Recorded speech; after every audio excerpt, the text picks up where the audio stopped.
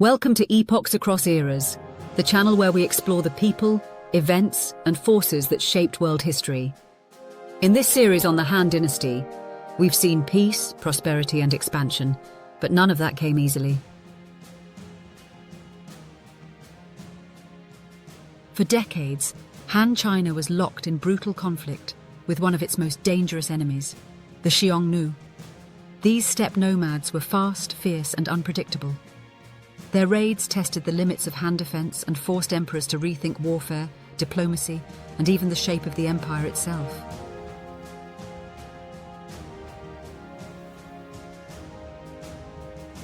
Today we explore the frontier wars that defined a century and forged China's imperial edge. They moved like shadows, mounted warriors emerging from the steppe, striking villages, looting border towns, and vanishing before the army could respond.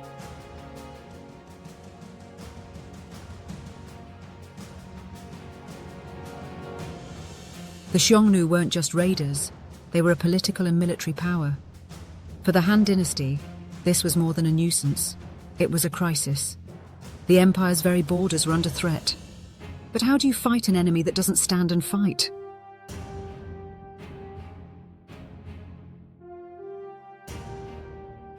Over time, China would adapt through alliances, diplomacy, and all-out war. Let's uncover the century-long struggle between Han China and the Xiongnu, a conflict that would define the empire's frontier for generations. The Xiongnu were a powerful confederation of nomadic tribes living in the northern steppes of Central Asia. Skilled horsemen and archers, they had no fixed cities, but they had kings, diplomats, and military hierarchies. When Qin Shi Huang built the Great Wall, it was largely to keep them out. But the Xiongnu remained a constant threat. After the Qin collapsed, they raided freely until Liu Bang, the first Han emperor, attempted to fight back.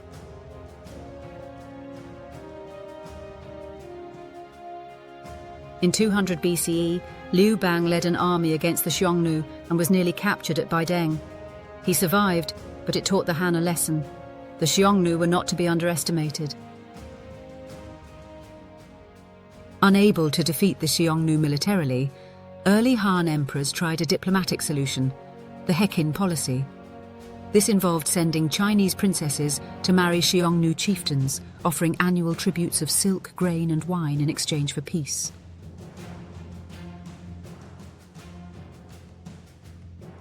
But this uneasy truce rarely held. The Xiongnu accepted the gifts, but continued to raid, exploiting Han weakness. Meanwhile, Xiongnu power reached its peak under the Xiongnu Modu and his successors. Their empire extended across the steppe from Mongolia to Central Asia. They controlled trade routes, intimidated neighbors, and resisted Han authority. By the time Emperor Wu took the throne, it was clear: appeasement had failed. Emperor Wu broke with the Heqin policy and chose confrontation. He invested heavily in military reform, strengthening cavalry and fortifications. He commissioned massive expeditions to push back the Xiongnu.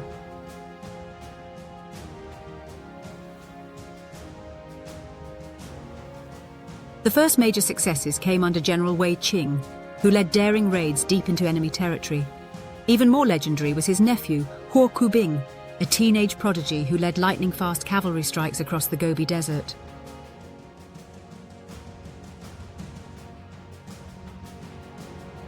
In one famous campaign, Huo covered over 1,000 kilometers in just 6 days, killing key Xiongnu leaders and destabilizing their frontier control. He captured enemy standards, disrupted supply routes, and struck psychological blows that changed the course of the war.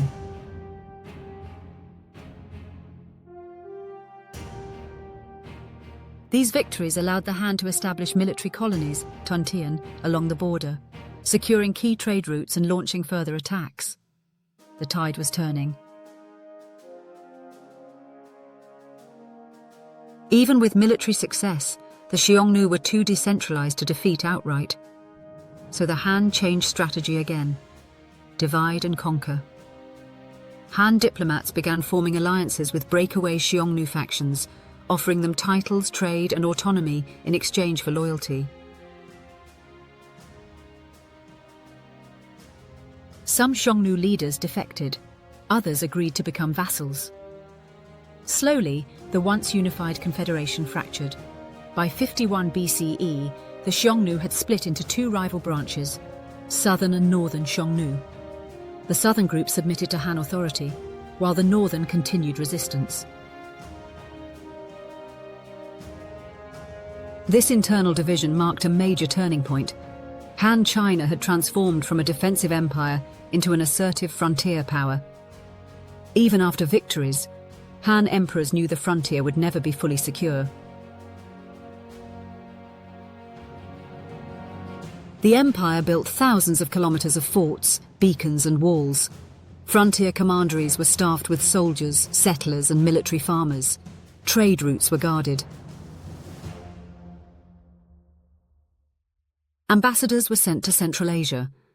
In time, this vigilance made the Silk Road safer for caravans and allowed China's influence to extend far beyond its borders. But the Xiongnu threat never vanished entirely. Later dynasties would face successors of the Xiongnu, such as the Huns, Rouran, and other steppe powers. The frontier was not a wall. It was a shifting zone of danger, culture, and constant negotiation.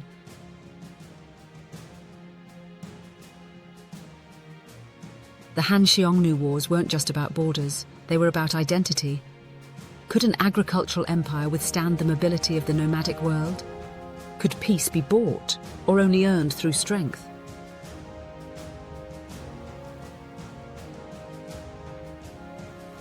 Han China learned that survival meant adaptation. Military innovation, strategic diplomacy, and cultural resilience turned the tide. The Great Wall was only part of the answer. Real strength came from understanding the steppe and shaping policy accordingly.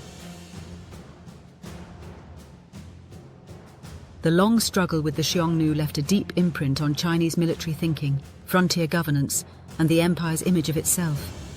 And it made way for a new kind of power, a Han Dynasty that could face the world beyond the mountains with confidence.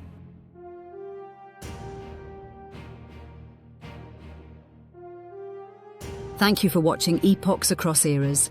If you enjoyed this journey through history, make sure to like, subscribe, and hit the notification bell so you never miss an episode. Let's keep exploring the past to uncover the stories that shaped our world. Until next time, keep questioning, keep learning, and keep exploring the epochs that define us all.